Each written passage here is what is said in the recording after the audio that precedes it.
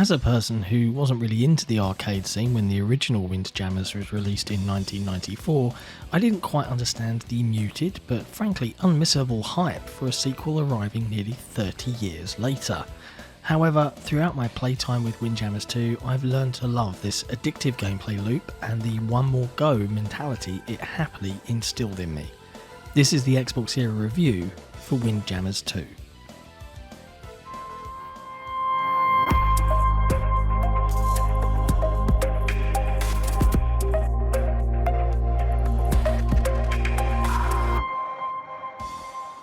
Now, it's worth mentioning here in self-deprecating fashion that I am not very good at WindJammers at all.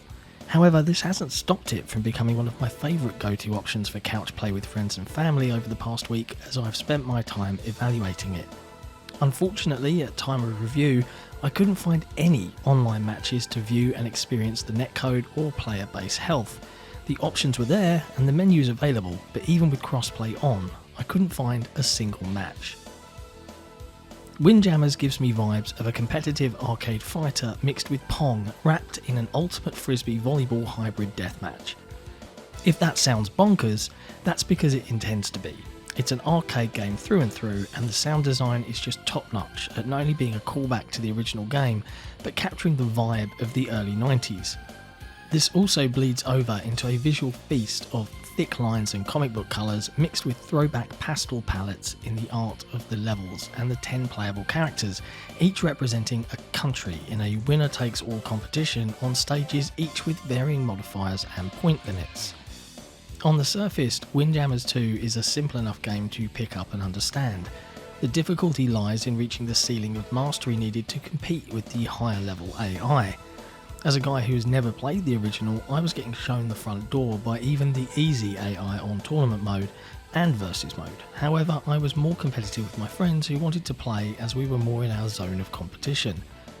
The basics are thankfully fairly simple to grasp. You have an indestructible frisbee, throwing it with considerable force into the enemy red goal for 5 points or the yellow for 3.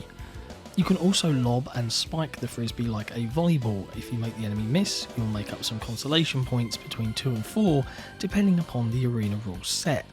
As the arenas are caged in a similar way to Rocket League, you don't have to worry about the ball going out of bounds. Instead, the frisbee will ricochet like a mad pong ball towards the enemy's side of the arena. The skill lies in the little nuances of control. Directional spins will add a curve to your throws and lobs. If you stand under an enemy lob, you can generate power with a spike button that instantly slaps the frisbee at speed in the direction you've hit it.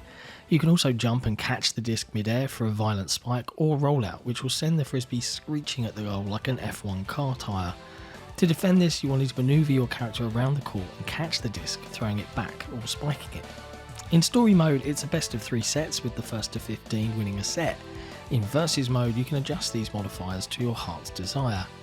I can tell you in my roughly 5 to 10 hours with the game that the AI will expect you to have at least picked up on the basic nuances, which can lead to some punishing volleys and set losses which may give you hastened match defeats and leave you feeling pretty glum. However, if you stick with it or play friends who are at or around your skill level, there's a lot to love here.